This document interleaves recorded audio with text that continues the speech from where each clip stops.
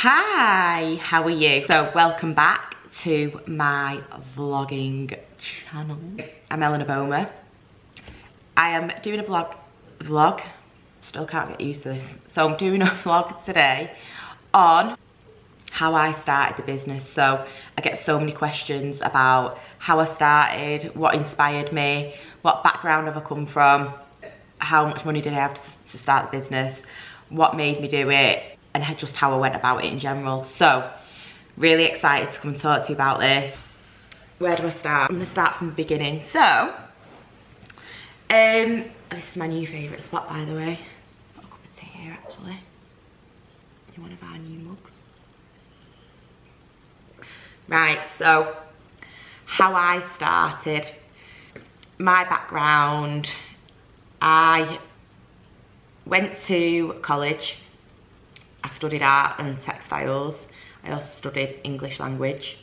I got A's obviously in art and scraped a C in English. From there, I went to uni. Actually, I didn't. I did a foundation degree. So I did an art foundation degree, which was really interesting because it helped me understand which avenue I wanted to go down. I loved textiles, I loved fashion, I loved pattern cutting, but I also loved fine art. I was a bit eclectic, I'd probably say, back in my uni days. I loved the art scene in town, in Manchester, it's amazing. And I surrounded myself with people that loved art and were like-minded. So my mum was a primary school teacher for 40 years. My dad was a few things. He started out doing art, so that's where I get my artistic flair from. And he taught art at degree level. And then he went on to be a head teacher and then Ofsted and special needs advisor. So he was really talented in education, but and in art. I definitely didn't want to go down the educational route that my mum and dad went down, but I did love art. So I got it from my dad. He loved art, and until he died this year, he was going to art classes. So when he retired, he really picked it back up, and he'd send me pictures of, you know, life drawings and stuff that he'd done. And we did have that great bond over art. My mum is really artistic in other ways, so she's really creative. She loves textiles, she loves sewing, she can knock up a pair of curtains, she can take your clothes in. She did upholstery, she's got a City of Guilds in upholstery, so she's really creative. And my sister's obviously a graphic designer. You've probably seen loads on my stories on Instagram. Liz McCracken, design. So she does graphic design, and I mean, I love my sister to death. We're so close.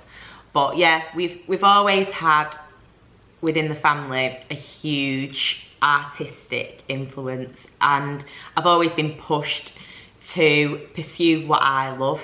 Yeah, there was never anything else that I really wanted to do apart from, this is random and it would probably take you by surprise, I wanted to go into the police at one point. So do you know when you watch like Police SOS, and I just love, it's like, yeah, what, you know, what a speed down the motorway doing 120 chasing, but you know, it was something. My mum taught me out of that. She was like, do not go into the police, don't do it. I think she was just scared that something might happen to me, but she's gonna laugh when she watches this because I was deadly serious about doing it. But really, I knew deep down I wanted to do art. Did foundation. I really got into fashion. I thought, right, I want to do a bit of textiles, but I also love fashion. So I went to Liverpool John Moores and did a fashion and textiles course I was there for about 18 months. After first year, we did a lot of pattern cutting, we did a lot of making clothes, and I loved it. I just felt there was something that I didn't like about the fashion industry. I'd done placements at Sandra Rhodes, And I thought, it's too cutthroat for me this. I'd realised that art and painting, it was really where I wanted to be. Went back to Manchester, had an interview at Man Met, and I got on second year with the portfolio that I had from Liverpool John Moores. So I got on second year textiles. Back to Manchester, got a flat in the Northern Quarter, party flat. It was amazing. I had the best last 2 years of uni. And I graduated with a first. The portfolio was really, really painting orientated.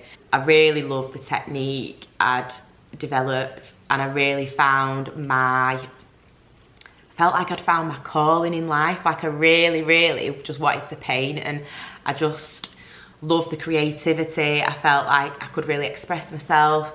I had the freedom to do what I wanted. So that was a really interesting and quite pivotal moment in my life. Being in Manchester, graduating with a first, at our degree show, you think someone's going to come along and say, right, do you want a job? No, I didn't get a job. I struggled for the next couple of years. I moved back home with my mum, which was lovely. She's the best and cannot fault her. She's been by my side through absolutely everything. And I really didn't understand why I couldn't get a job. I applied for hundreds of jobs, absolutely hundreds. Had a couple of interviews. I didn't even get to interview stage. Most of the time I didn't even hear back from anyone. So as you can imagine, felt really disheartened, felt sad. I went through a period of anxiety, depression. I was living back with my mum. I couldn't get a job. I was on the dole. So I'd go and collect the dole every week. My mum and dad didn't have much money. So I was still applying for jobs. I managed to get a job through the dole office, I guess. They can like put you in touch with people and you constantly try and apply for jobs. Absolutely anything. So I got a job at a company that sold and fixed TVs, which was interesting.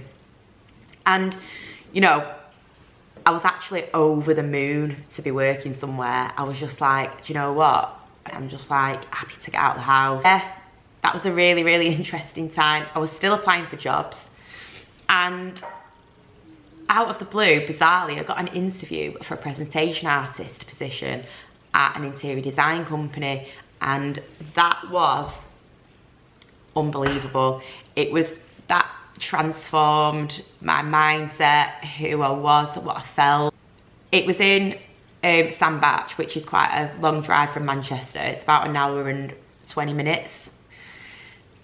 So I had a little banger, little car, and I basically spent all my wages on petrol. I came out with about, I think I was on about 14, 15 grand at the time.